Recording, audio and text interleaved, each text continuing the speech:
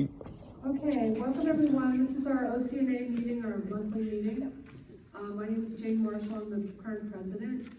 And I also want to introduce Lane Stewart, he's our treasurer. And our two other members are MIA right now, but hopefully they'll show up. Okay, so a couple of things.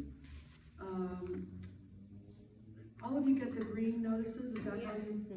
Yeah. I know we send out emails too, and it's on Nextdoor and whatnot. Yes. So, one of the things on this that I wanted to point out, I know many of us have trouble or concerns about speeding traffic.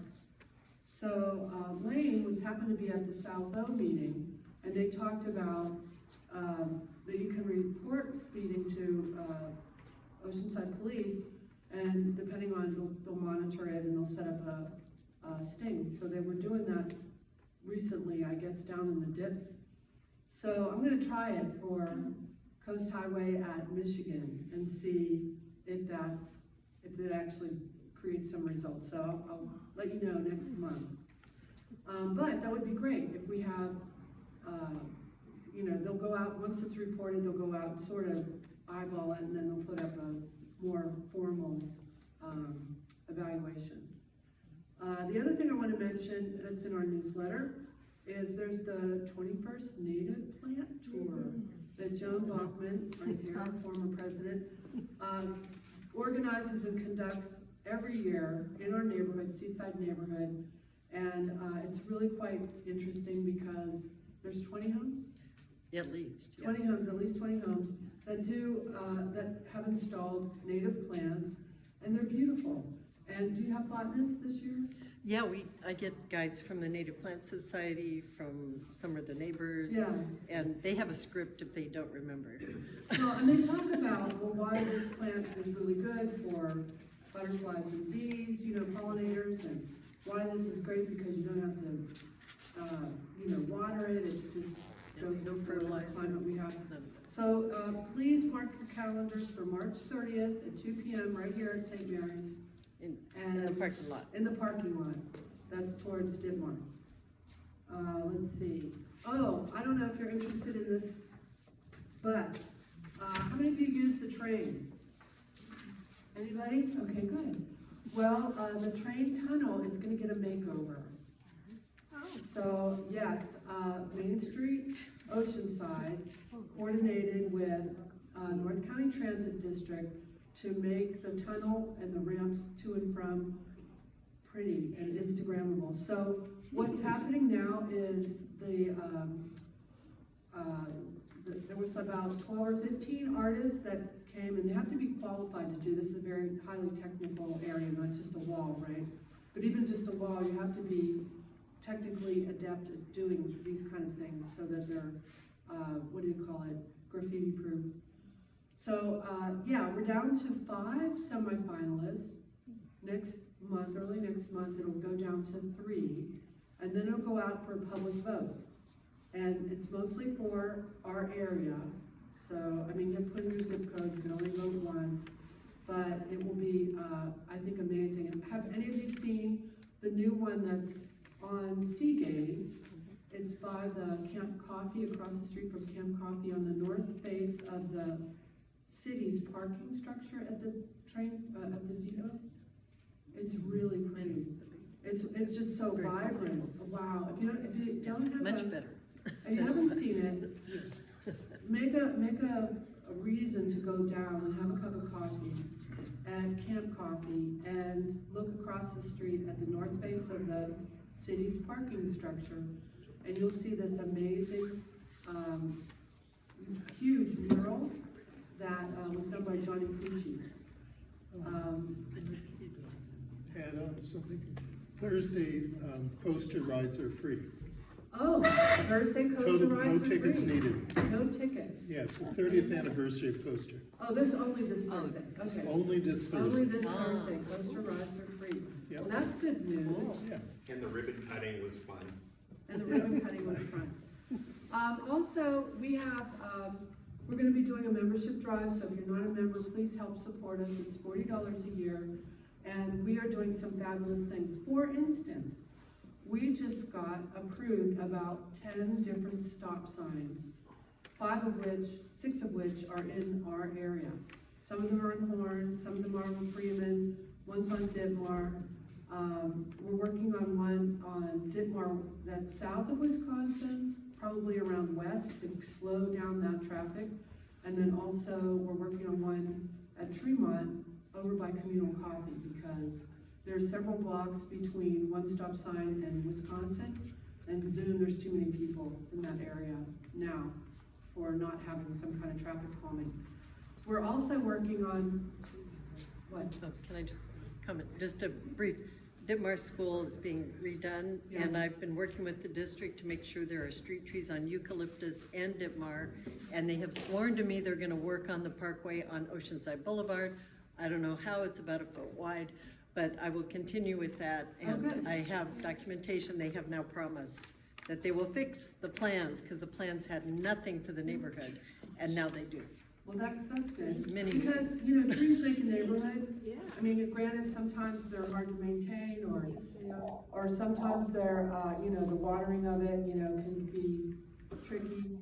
But, they make a neighborhood, and I don't know if you know, some of the streets here, they have them from, Seagates all the way down to Wisconsin, and it's just a lovely, and they actually slow traffic down, Yes. which is one of the good things about it. But They will. I know it's not everybody's cup of tea, but generally speaking, it does help traffic calming.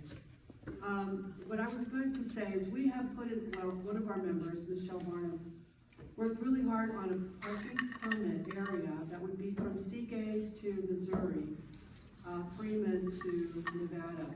And it got pulled from the agenda because there was a couple businesses that raised some concern and they thought they would have to have more discussion about it. Well, I've been talking personally to the head of traffic management and also city managers so that, and actually council people, so that we can get that through, because the goal is to do it in one section and see the success of that and then kind of stretch it down towards Wisconsin, and I don't know how much further we need to go, but definitely want to keep that, that's still being worked on. So OCNA does a lot for the neighborhood, and your help helps pay for insurance for the board members, it helps pay for the paper and the printing. I mean, we are all volunteers, nobody gets paid for anything, so we appreciate that. Are we ready?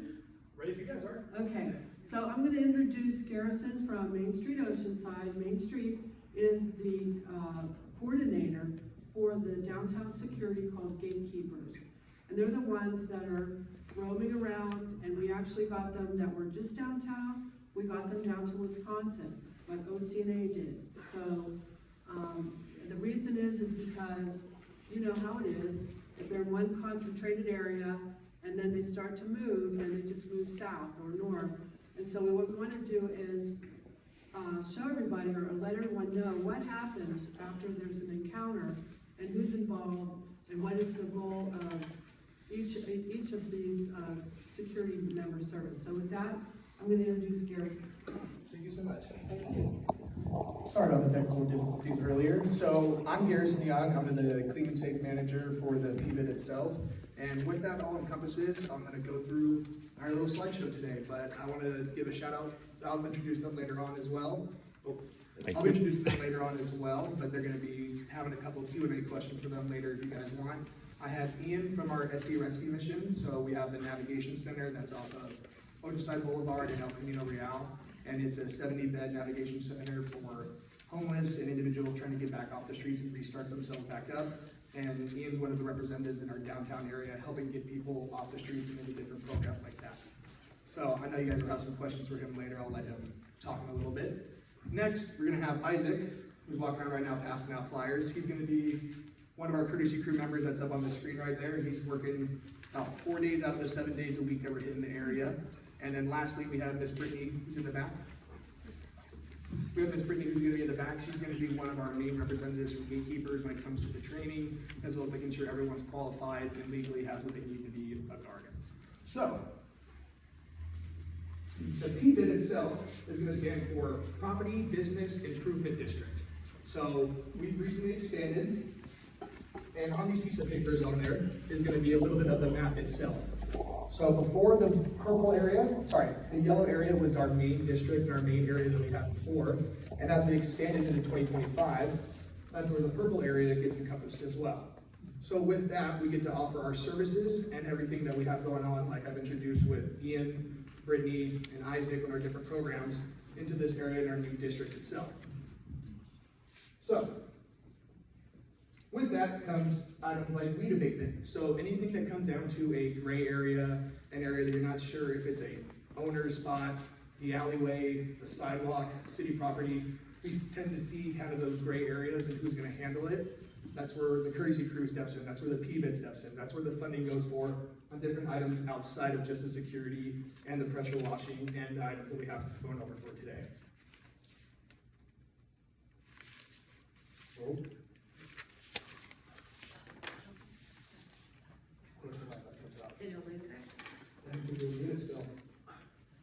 Okay, so I apologize, I'm gonna get the Wi-Fi back up in a little bit, but with the next one we talk about is graffiti removal. So anything that in the downtown area and as well as the PBID district itself, we have graffiti removal as well as graffiti wipes, graffiti chemicals, or just our pressure washing team if it's on a surface that's easily able to just pressure wash off itself. So that's another item that we bring to the table on top of it all. And the last item I'm gonna talk about is what I'm gonna lead into with Ian himself. We work with individuals all the time with removing trash and sometimes encampments itself. We've all seen it, it's sad to see, but we're trying to get those individuals back off the street and into different programs, so that way they're not being, not being themselves to say, but getting themselves back on their feet to being a contributor to society again, getting back to being themselves again. So I'm gonna bring Ian on up. If you guys have any questions or anything, he'll talk to you a little bit about what he does in the area, as well as his other partners and stuff there too. Hi, my name is Ian. I'm representing the San Diego Rescue Mission. Just for those who know, San Diego Rescue Mission's been around for 70 years. Started in downtown San Diego as basically just a soup kitchen. We've now expanded through the 70 years. We took it over. There's an old hospital downtown in San Diego. It's a 6-story building that encompasses all of our offices and then our Mission Academy, which is a 1-year kind of reinduction program for individuals that want to get back on their feet. And then so this past year we've launched 2 what we call navigation centers, one in South County down in National City, and then our first one was up here in Oceanside about 1.5 years ago. And that is the Oceanside Navigation Center. And that is roughly, we're holding about 70 beds. We can expand up to 100 beds. Right now, currently, they hold about 60 individuals right now. And so starting that was about 1.5 years ago, and then towards the end of last year, the city of Oceanside recognized they needed expanded kind of homeless outreach for the downtown area and the surrounding areas, coverage with where the gatekeepers are, and where the Main Street Association functions within that area. So beginning of the year, I came on as the outreach coordinator. I have a coworker, her name is Misty. She works at the downtown Civic Library. She handles all of the referrals that come into the library, because the library now is not just a library, but it's a major resource center for individuals. So she gets a lot of people that come in there. So what we've done, we work with the gatekeepers a lot, with the Main Street Association, and just kind of tackling some kind of like key issues and working with different individuals. We call what's called a by name list, and so those are the individuals with chronic homelessness in the area, constantly being asked to either move from the area, different areas and stuff like that. So that's kind of like what we're working with in hand, is trying to find a resolution to those individuals. We've had some really great success. Just overall, from year to date, this is year to date, just in the shelter alone, this is for the area that the coverage, the new area, and kind of the surrounding areas, because we kind of go in those areas because of the enforcement areas, people just get displaced into other areas just right outside the zone. But so year to date, we have 81 individuals just in this area into the shelter alone. So that's a great thing right there. We have a lot of new programs too. We have a reunification family program. Sometimes it just takes a phone call to have an individual reunite with a family member somewhere else. So this last week, we had an individual go back to San Bernardino, and then we had another individual go back to North Carolina. So yeah, there's a lot of grant programs out there, and there's a huge one right now for reunification. So sometimes, they may not have, it's a son or a daughter that some family member hasn't spoken to in a really long time. We just make a phone call and say, hey, would you like your son or daughter to come back home? And absolutely, we can do it. So we'll get them there.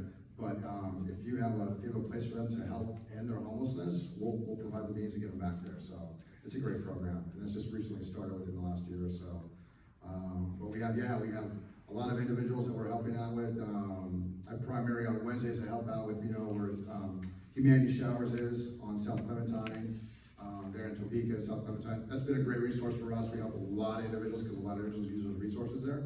So that's been a really good place for us to kind of set up for a few hours and just kind of talk to people and see what kind of different needs they may, so a lot of good things out there. Yeah.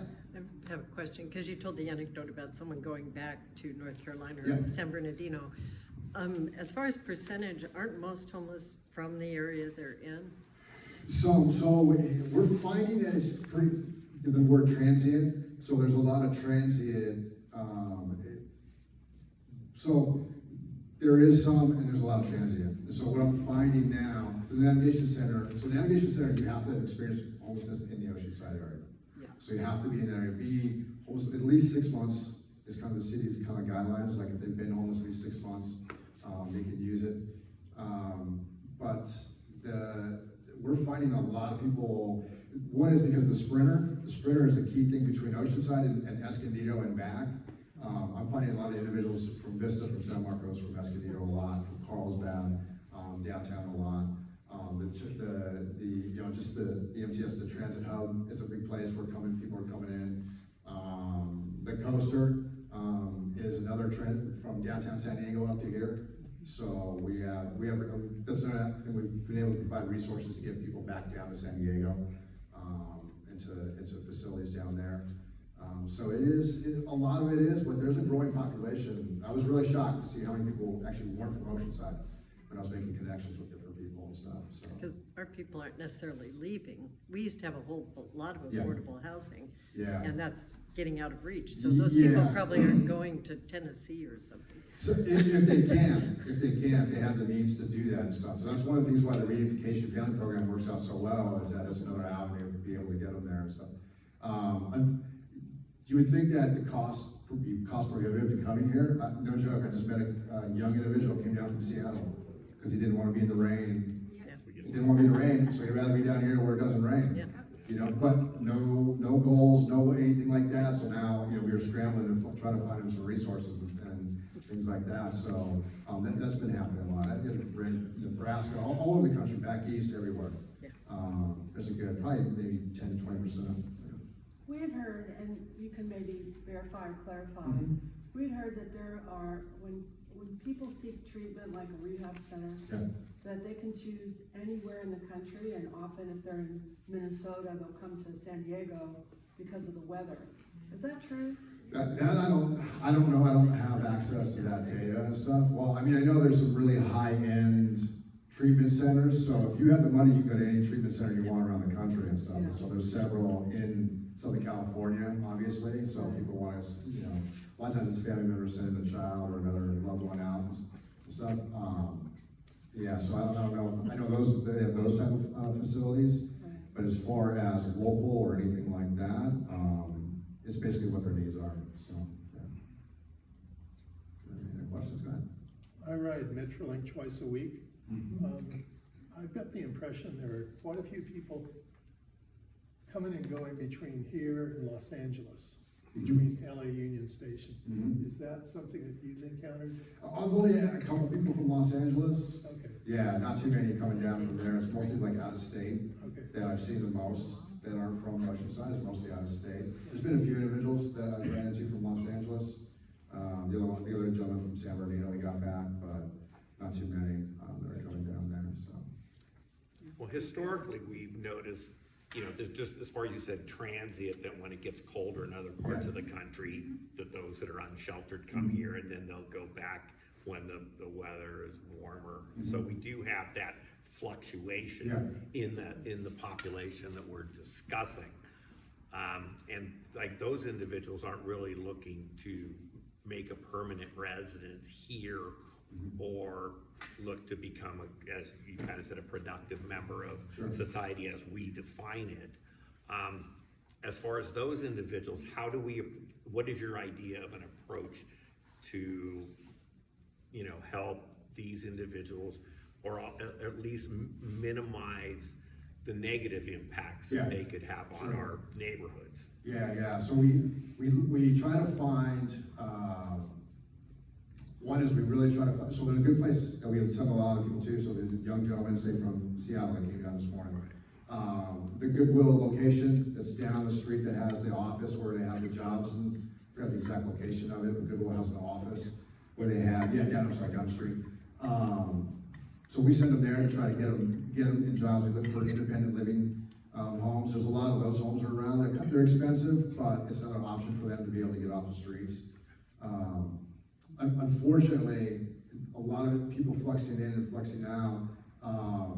Once they get here, it seems to be that they get some sort of addiction. So the toughest thing is now we got to treat the addiction before we can do anything else.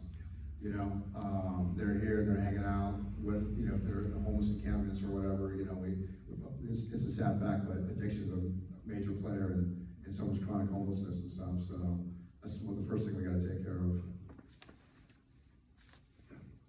And so was there a homeless count this year, or I know I was involved? Yeah, we did it, yeah, so I did the one, if you know where Brother Bells is down there, I was part of that area.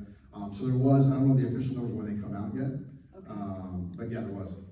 So, Approximately 400-ish, Yeah, which, pretty much. this is what they say. Honestly, in our area, we counted over 100, and that was just the Brother Battles area. So it's usually very underreported. I just like to be frank, it's usually very underreported. So you can't count every single person. So Well, to follow up on the one I did, Mhm. the count that I did, ran into a guy that lived under College Bridge, and he was okay, but this was his lifestyle. He said he was a CNC machine operator. yeah. And, he just doesn't want anybody to tell him what to do. And, is there anything that, that can help that? Because obviously there's addiction problems, which people aren't in the right mind or have lost their right mind. And then there's maybe people that have fallen on a hard time that want to get back up in the saddle. Yeah. And then there's other people that this is just now their lifestyle. What do you do with those different groups? Yeah, so that's one of the main reasons why we're here, is to kind of approach, there is no one-size-fits-all solution. So it's each individual based on what their needs are and everything like that. The data shows, I think the county data shows that depending on, say, severity of addiction or mental illness, something could take 10 to 15 contacts before we get somebody to move in one direction or the other. Yeah. So that's what it is, just is a constant daily thing of a lot of these people have fallen through the cracks of the system. A lot of them, the system's given up on them.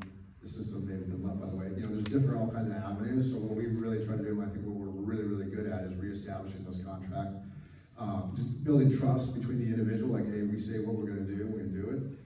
We pride on ourselves. If someone needs an ID, we actually take them to the DMV, we stand in line with them until they do the whole process.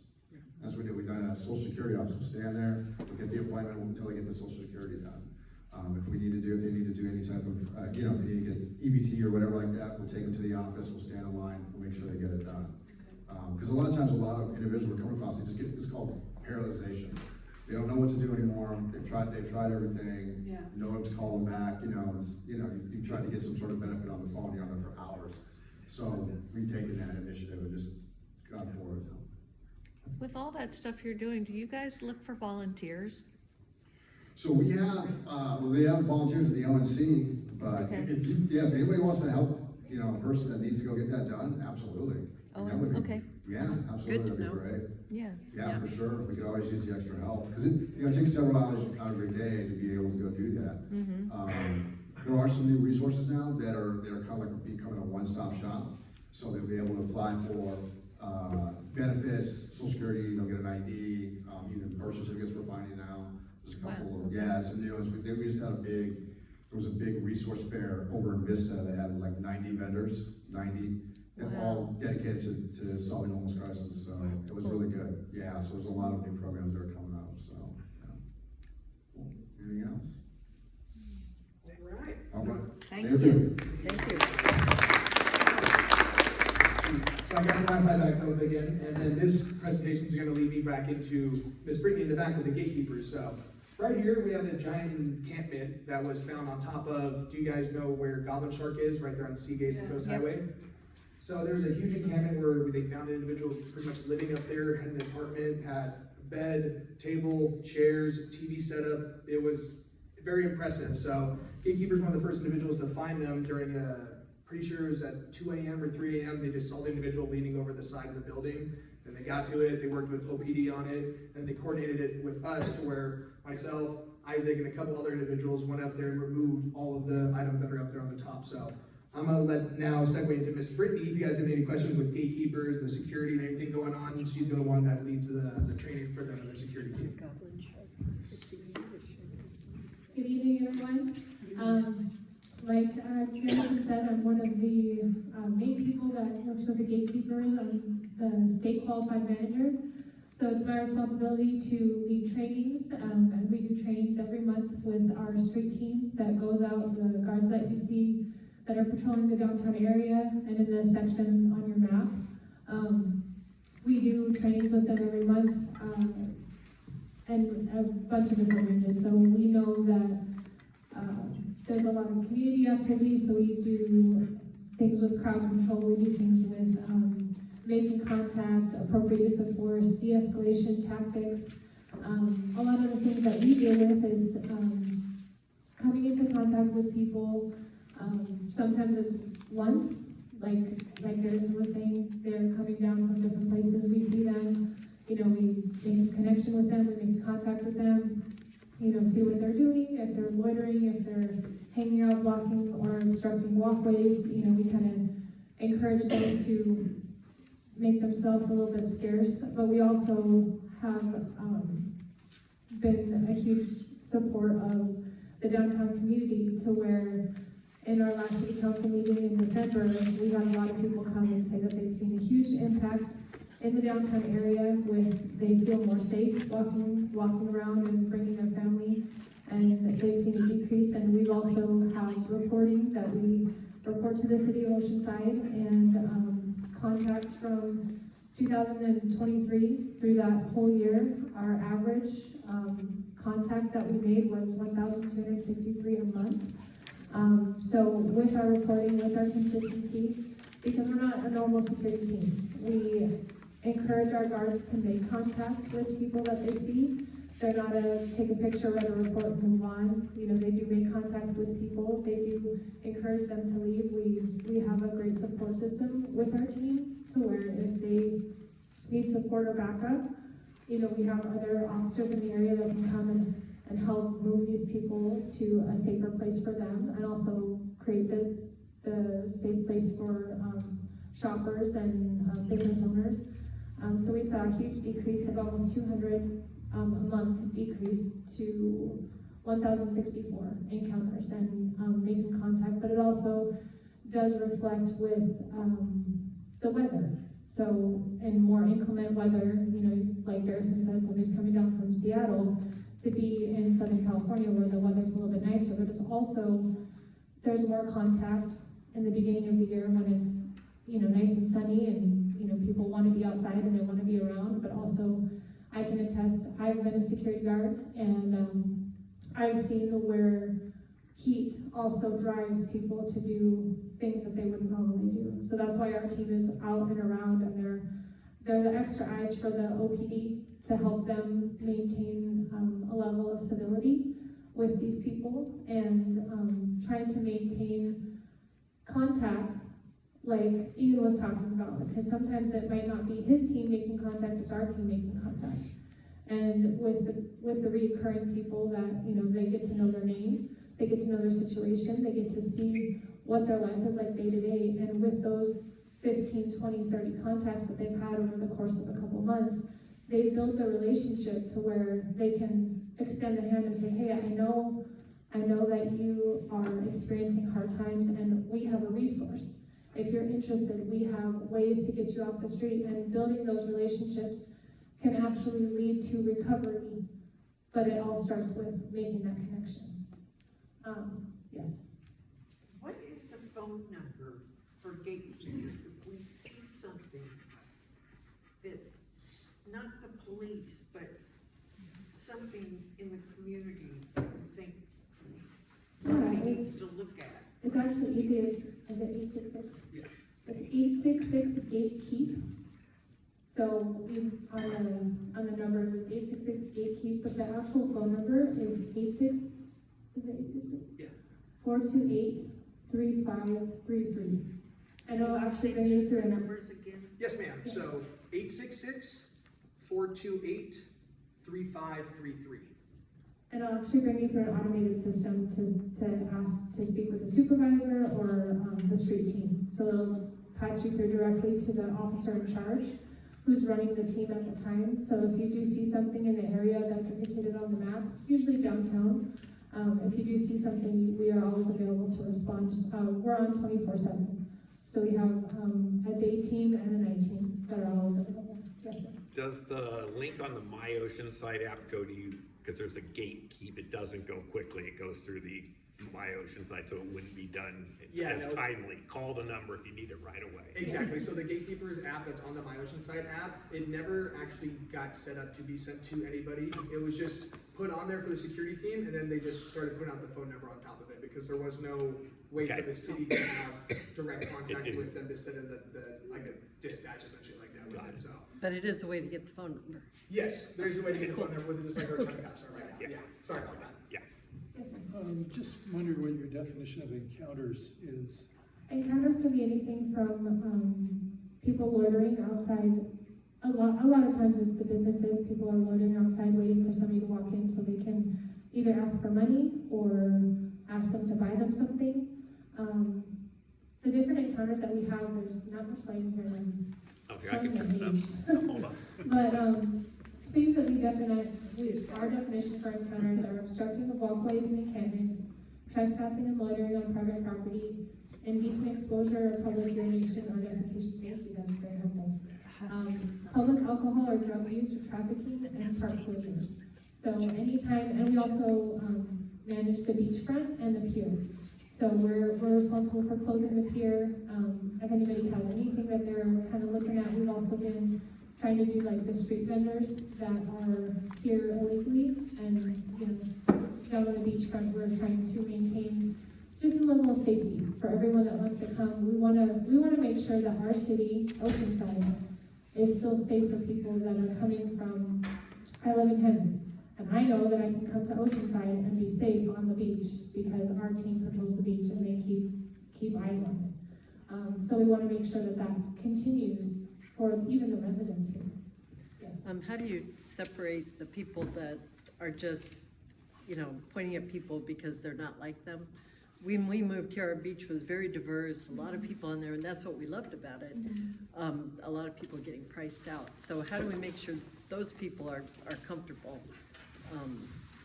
It has a The lot original to group do- that was here. Yeah, it has a lot to do with training and encouraging our guards to not just see a person as a transient or a homeless person, but actually to see them as a person.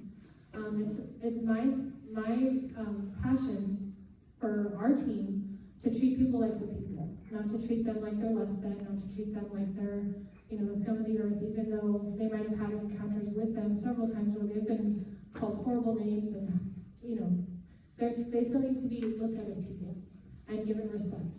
And that's such a hard thing to preach and it's such a hard thing to do, but that goes back to building that connection to when, they treat us a certain way, but we come back every time level-headed, de-escalating the situation. So not only are we being respectful to them, but hopefully when other people see our encounters with these homeless people, they're not saying like, oh, this guard is out of control. Like, I want to make sure that when our team goes out and talks with people, that they're being respectful, because respect will get people to move a lot faster than name calling and talking down to them. Yes, you had a question. This will be the last one. Okay, how can we, identify you? Does your team? Yeah, our team wears uniforms. They're gray top, black bottom, and they're also in marked vehicles. So the vehicles are white and gray, I believe, and they're SUVs. So you'll see them kind of traveling down around the Oceanside area. And our guards are in usually a security cap. They'll have a duty vest and a duty belt. So they look similar to police, but not exactly the same. Okay, well, that's great. So yeah, I really appreciate you guys listening in and having Brittany and Ian come talk to you guys today. I'm gonna segue now into Miss Jenna from Waste Management, and I really appreciate you guys having us today. Yeah, I just wanted to make sure everybody knows that, all of you who have voted for Measure X, that is what's primarily funding the gatekeepers, and they have the gray, SUVs with black printing that goes diagonal that says gatekeepers on it. So you'll see them, they drive through the alleys a lot, so, you know, when you see them, that's what your dollars, your decision when you voted, is supporting us down the road. And now, Do I have to use a microphone? Because I'm pretty loud, no, because somebody because else we're did. recording. Right, and then we Okay. move the, And so I wanted Okay, to welcome that's Jenna, okay. Jenna from Waste Management, and, you know, Oceanside is a unique city because we have a zero waste program, and the zero waste program includes not just trash pickup, but recycling, not just recycling, but composting, not just composting, but also diverting larger pieces to being restored or resold or upcycled or something like that. We're like the only city, maybe she can, tell us, we're about the only city in, San Diego County that does this. So I think we should all be really proud that our city has stepped forward to make not just a clean city, but also a city that's socially or environmentally responsible. So with that, Jenna. Okay, one second, let me get my Okay. presentation up here. If I can mention, at one time, we were the only city that composted 100% of our green waste. Yeah. Because I asked the county about that, and they verified that. Right. So, despite Solana Beach's PR. I just need to get to the bottom. So I Oh, get they're to the great. presentation. Yeah, they're trying to. Well, Oh, for food waste, they were, yes, I agree. okay. Never done it. I'm gonna try not to be too loud, because generally I'm pretty loud, so the microphone makes me even louder, but I didn't realize I was recording. So, hello everyone, I'm Jenna, I'm with Waste Management, and I have been with Waste Management for a couple of years. You want me to come over here? just on by your computer be fine, so, My computer, okay. so you Am I on? can, you're in, thanks. But I have been in this industry for a very long time, so that makes me a professional trash talker. So anything you ever want to know about trash recycling and composting, especially in the city of Oceanside, I am your gal. I never claim to be an expert, but I do know of most of your answers. If I don't know, I can always figure them out. So as Jane said, we are unique here in Oceanside, that we do have had a zero waste plan since 2012. We have a lot of facets to that zero waste plan. The city is coming in a couple of months, I think. So they're gonna really go over more parts of that plan. What I'm gonna talk about today is your solid waste and recycling services, and actually where your materials go, and why we need to be really careful about sorting them. So let's go over first of all, because we're not the only city, unfortunately. Fortunately, I should say. We're not the only city doing this. These are actually state laws that we have that have go back way back to the 80s. So, yep, it's the right slide. Can you all read that? I'm not sure. Okay. Well, in 1989, and I even took a lot of text off of there, we did have a 50% reduction that was set forth by the state of California. This is all by CalRecycle, which is our part of the Cal EPA. And so these are statewide. All cities are required to do this. Some cities just take it on more than others. And now, as you'll see, they don't have a choice. They have to do it. So in 1989, we had a 50% reduction of waste to landfill. So it was the beginning of recycling, where you saw, and if you've been in Oceanside a very long time, which Waste Management has been here for over 40 years, so we've been here in Oceanside for a very long time. And we had the crates. The crates came on your doorstep, and you separated all your recycling. Then in 2012, we had AB 341, which made all of businesses recycle, and it had some other provisions, but that's when the zero waste plan came in, and we were able to do commingled recycling. So that's when everyone got their carts, their blue carts and their green carts. As Joan said, not everyone had green carts at that time, but we did because of El Corazon Compost Facility. So we're very unique in that way. So we had green cards, we had our gray card, and we had our blue card.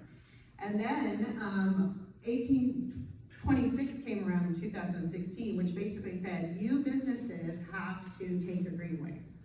You have to recycle your green waste. You can't throw it in the trash anymore. But there was nothing that really, no teeth to that law. There was no repercussions. Everyone was striving for this. We were already doing a good job of it in Oceanside because of El Corazon.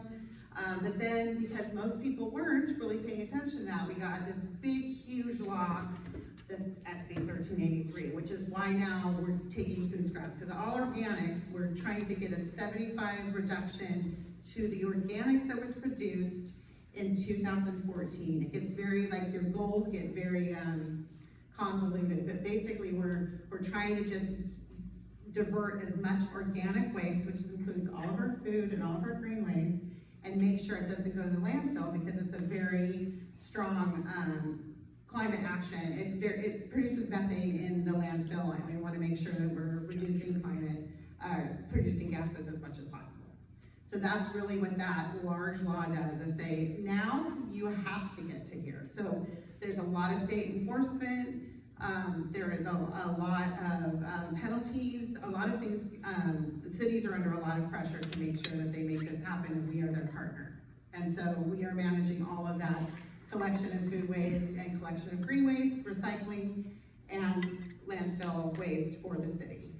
So where does all that go? That's kind of always a question, right? And let's first of all talk, I think most of you are single family residents here, so you're gonna have these three streams that we talked about. So let me just start by saying, recycling doesn't mean you throw everything that you think might be recycling into your blue cart. Recycling is getting a bad rap, that's called wish cycling. Recycling is getting a little bit of a bad rap because you hear all these stories, it doesn't really work. It's going to landfill, but that is not the case. We are recycling millions and millions of tons of recycling a year. I didn't bring the stats with me tonight, but you could easily get them, and if you had a question about them, I can get them for you. But we have state-of-the-art facilities that actually sort out the recycling that goes into your blue cart, and if you put something in there that is recyclable, it will get made into another product. That is just what happens. If you put something that is not recyclable into your blue cart, it will eventually go to the landfill, because it goes through the process, it gets sorted out at a place called a materials recovery facility. This is for multifamily, which I don't think most people are not multifamily, because we do have a commercial, we're collecting all commercial food scraps as well, but those are going to a different facility and not to El Corazon, so they have a different color cart. They're getting, it's a different process, it's not composting, it's called anaerobic digestion. So this is a picture of El Corazon, which is right in the heart. Has everyone been there? Does everyone know about El Corazon? Okay. So it's a state-of-the-art compost facility that's been there for over 28 years. Recently, it was started by Mary Matava, who's a brilliant soil scientist, and recently, last year, it was actually acquired by Waste Management. So now it's a Waste Management run company, still run the same way, and all of our green waste and our food waste is going there for processing. And then Oceanside residents receive mulch and compost for free. So I have that information if you'd like that, as well as we're still doing the compost tea, which is crack for your plants, I understand, so. What was that? And sandbags. Sandbags is Moody's, so that's another facility it's all right above us, I yeah. got some over there at El Corazon last year. Yeah, Yeah, it's all oh. the Corazon. Yeah. Yeah, Well, it's all El Corazon Yeah. complex, yeah, but I'm talking about the compost they facility. recycle Yeah. hardscape. Exactly, it's a And hard they space, so it's recycle up green there, waste, yeah. above it, yeah, different facility, but yes, very important to the city of Oceanside. But you can get free compost and mulch, which actually puts all that nutrients from your food waste back into the soil and creates good San Diego soils for growing native plants. Yep. Yes, our friends of El Corazon represented here. Now your recycling, whoops, we don't want to, recycling goes to a place called a materials recovery facility. Ours goes up to Orange County. It's a series of, like I said, state-of-the-art source separations that divide all these materials up, and then they're sold to produce their first process, and then they're sold back to producers to make products out of recycled materials. So it's a very, vital, step to make sure what you're putting into your blue cart is recyclable, and then it goes and is made into new products. I mean, it really does work, and it saves a lot of, water and energy and resources that we're not extracting from the earth in the process. So when people tell you it's not working, you can tell them it actually is. And then the rest of it, anything that goes in your gray cart, it doesn't get sorted out in any which way or form. So anything that goes in that gray cart is going to the landfill. And that's why it's important to separate at the source, to make sure it's done properly. The composting facility. The City of Oceanside and its waste management provider. Sorry, there's a video. Yes, Can you say the name of it? El Corazon Compost Facility. Corazon? Yes, and the heart, El Corazon, yeah, in Spanish. And I do have flyers about the facility here and about the free compost program, if you'd like that. Okay? So I have a little video to show you that was just made about the organics in Oceanside. The City of Oceanside and its waste management provider, WM, have launched an organics recycling program to comply with Senate Bill 1383, which requires a 75% reduction of organic waste in landfills by 2025. You can help by separating your residential food scraps and food soil paper into the green organics cart. Here's what goes in. Along with yard waste, you can add food scraps such as meat, vegetables, rice, fruit, coffee grounds, and food soil paper such as pizza boxes, paper plates, and napkins. Clear liners and compostable bags are acceptable. Participating is easy. 1. Scrape food scraps and add food soil paper into your kitchen pail during daily food prep and after meals. 2. When full, empty the scraps from your pail into the organics cart along with your yard trimmings. 3.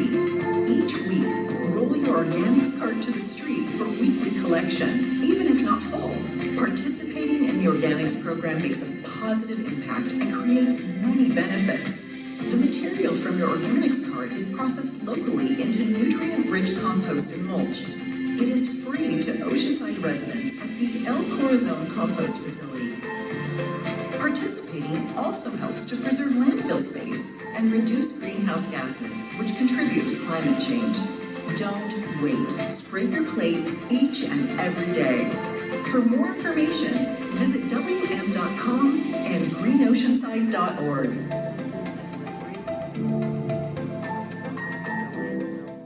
Great news!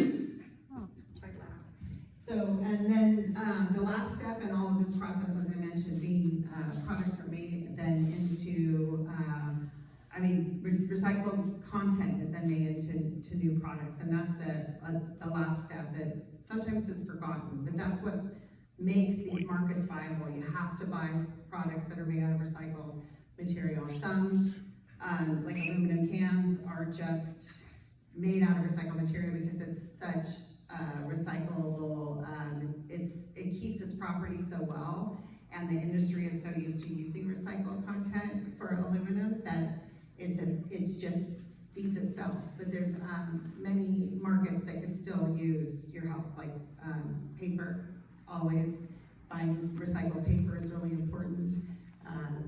Buying recycled things made from recycled plastic are really important. So just keep that in mind when you're using your purchasing power. And we're doing that as well at WM. We buy 10% of our carts are made, all of our carts are made out of 10% recycled plastic. We're doing uniforms, anything we can, any way we can, support those markets. We're doing that. So I brought some, Should we be recycling our plastic?